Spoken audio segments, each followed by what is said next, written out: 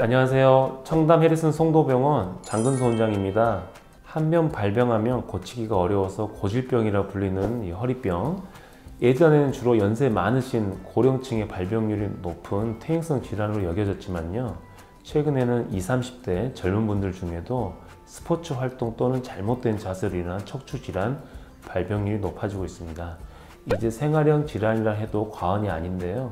그래서 오늘은 척추병원 가기 전 미리 준비해 가면 빠른 치료를 받을 수 있는 아주 중요한 준비물 3가지는 무엇인지 알려드리도록 하겠습니다. 첫 번째로는 바로 MRI 등 영상 자료 준비하기입니다. 요즘은 이 의료 쇼핑이라는 말이 있을 정도로 기존에 다니던 병원에서 여러 가지 이유로 이제 증상이 차도가 없으면 이 병원 저 병원을 이렇게 좀 다니시는 치료받는 분들이 좀 계시죠. 특히나 척추관절병원은 주위에서 어느 병원이 좀 잘 고친다라고 하면 쉽게 병원 옮기신 분들이 좀 많은 것 같습니다.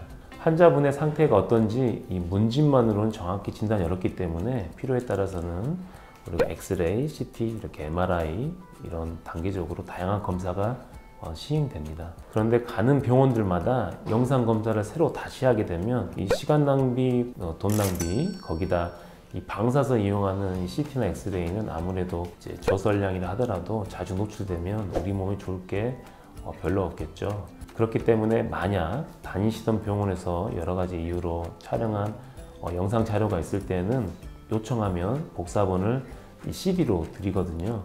그 CD를 지참하고 내원하시면 우리 의사 선생님들이 환자분의 상태를 빠르게 파악하는데 중요한 자료로 활용할 수가 있습니다. 불필요한 검사로 인해서 경제적 부담, 신체적 부담을 크게 줄일 수 있습니다. 그리고 여기서 제가 덧붙여 드리고 싶은 아주 중요한 이야기가 있는데요. 되게 많은 환자분들이 이 MRI 사진이면 다 되는 줄 알고 엑스레이나 CT를 찍었어도 안 가져오신 경우가 있어요. 그래서 꼭 필요한 경우 엑스레이, CT 검사 처방을 내면 아니 그거 왜 찍어요? 꼭 찍어야 돼요? 라고 물으시는데요.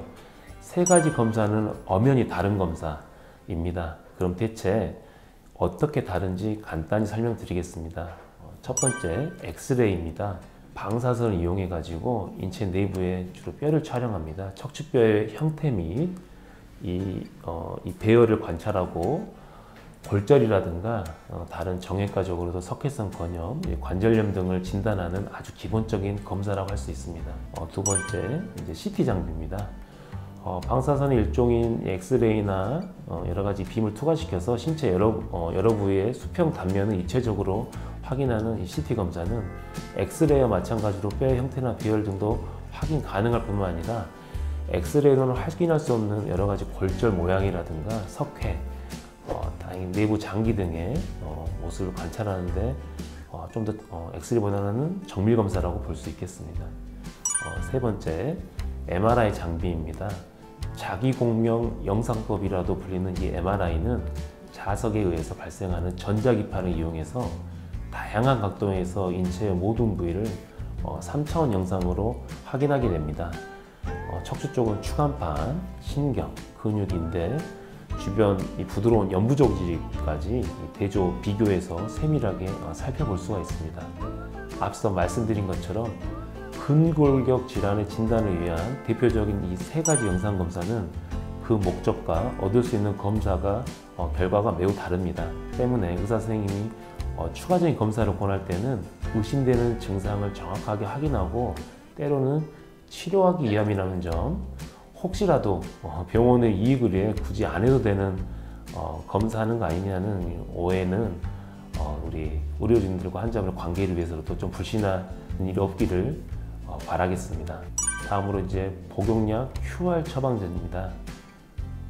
두 번째로 드시는 약이 있다면 약봉지나 처방전을 꼭 준비해 주시기 바랍니다. 척추 질환으로 오래 고생하시는 연세 많으신 분들 중엔 내과적으로 고혈압, 당뇨와 같은 만성 질환으로 여러 가지 약물들, 특히 혈전 예방약 같은 다양한 종류의 약을 장기 복용하신 분들이 많습니다. 척추 통증이 더 심해지시거나 혹은 어느 날 갑자기 움직일 수 정도로 심각한 통증으로 병을 찾으면 대부분은 아니지만 경우에 따라서 빨리 응급에 가까운 수술을 받아야 하는 환자도 종종 있습니다. 그럴 때 환자분이 알고 계시는 그 약 처방전이나 그 약봉지를 사진으로 찍어 두시면 많은 도움이 될 수 있겠습니다. 혈전 예방약 같은 경우엔 이제 수술 시 쇼크나 과다출혈, 종종 환자의 생명을 위태롭게 할 수도 있는 약이 포함되어 있는지 파악하는 것이 너무나도 중요합니다. 그래야 수술이 가능한지 불가능한지를 제대로 빨리 판단하고 수혈 등 비상사태에 대비해서 안전장치를 철저하게 마련하고 수술을 진행할 수 있고요. 만약 정수술이 불가능하다면 안전하게 수술이 가능한 우리가 시기를 판단해서 그때까지는 이제 내과적으로 적절한 조치를 취할 수가 있거든요. 그런데 정확하게 드시는 약의 종류나 이름을 외우고 계신 분들은 흔치 않기 때문에 전에도 설명드렸지만 가급적 꼭 약봉지나 처방전을 지참하시든지 또는 사진으로 찍어 두시는 게 좋고요. 비단 응급으로 빨리 수술할 수 있는 그런 경우뿐만 아니고 오랫동안 만성으로 통증으로 대수롭지 않게 내원했다가 오래된 통증으로 이제 못 견디고 수술 일정을 잡고 돌아가시는 분들도 마찬가지입니다. 의료진들에게 꼭 복용 중인 약들 중에 종종 수술에 하실 때도 끊어야 하는 약들이 있는지 꼭 받길 바랍니다. 조제약이라고 하면 한 봉지에 다 약이 섞여 있어서 뭐가 뭔지 모르겠다 싶으시면 꼭 수술 상담해준 우리 직원 간호사에게 사진 찍어서 물어보시거나 가까운 약국 약사님에 가져가서 물어보시고 복용 금지 안내받는 기간을 철저히 지키시는 게 좋습니다. 그거는 저희 병원에서 도와드리겠습니다. 통증 일지입니다. 세 번째는 내원 직전 이 통증의 강도나 주기를 좀 간단하게라도 메모하시면 큰 도움이 됩니다. 통증은 이제 아픈 걸 말하죠. 통증의 정도는 남과 이게 공유할 것이 아닌 지극히 어떤 개인적인 주관적인 것이기 때문에 정확하게 전달하기는 여간 어려운 게 아닙니다.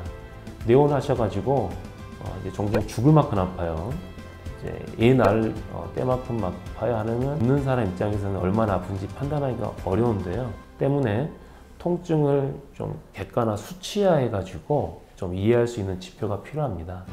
정확하게는 이제 좀 어려운 말로 수치 평가 척도라고 하는데요. 방법은 여러 가지가 있지만 그 중에서 많이 쓰이는 게 뭐 바스, NRS, 뭐 1점에서 10점까지 이 숫자를 기준으로 해서 현재 느끼는 통증의 정도를 가늠하는 가장 간단하고 대중적이고 명확한 방법 중에 하나라고 볼 수 있습니다. 이제 0점은 이제 말 그대로 통증을 거의 느끼지 못하는 상태입니다. 1에서 2점은 약간 지금 아프셔가지고 약을 먹을까, 좀 더 참을까 먹을까 약간 고민될 정도 통증이 되고, 이제 3점부터는 조금 치료가 필요한 영역입니다. 이제 약을 먹고 버텨보자 하지만 약을 드실 정도의 통증이 되겠고, 이제 4점에서 5점은 이제 약으로는 안 되고 좀 병원에 가야겠다 라는 결심을 하게 된 통증입니다. 7점부터는 좀 생활에 불편함이 있는 겁니다. 너무 아파서 당장 안 아프면 뭐라도 해주라 할 정도로 바랄 정도의 통증이고요. 이제 거의 9점, 10점에 가까울수록 이거는 일상생활 하기 힘들기 때문에 응급실로 실려올 정도로 휠체어라든가 이런 거 탈 정도의 통증입니다. 같은 병명이라 하더라도 사람마다 느끼는 통증 강도와 빈도 등은 치료 계획을 세우는데 매우 중요합니다. 예를 들어 병원 오셨을 때 통증 척도가 7점이면 수술 후 진통제 투여 등 치료 진행하고 그 후에 통증 척도를 재평가했더니 그대로 7 정도의 통증을 느꼈다면 아무래도 진통제 같은 치료가 효과가 없었다는 소리고, 치료를 통해 통증이 어느 정도 완화되었는지 약물이나 다른 치료 효과 유무를 파악해서 이 점수를 토대로 진통제를 바꾼다거나 다른 추가적인 통증 주사라든가 시술이 들어가는데 우리가 이제 또 MRI 정밀검사 할 수도 있겠죠. 여러 가지 그런 치료 방향 결정에 도움이 됩니다. 내원 전에도 가능하신 분들은 오늘 알려주신 바스, NRS 흔히 이렇게 검색 가능한 그런 기준에 맞춰서 통증의 강도, 빈도, 지속되는 시간 등을 미리 적어 오시면 큰 도움이 되겠습니다. 네, 이상입니다.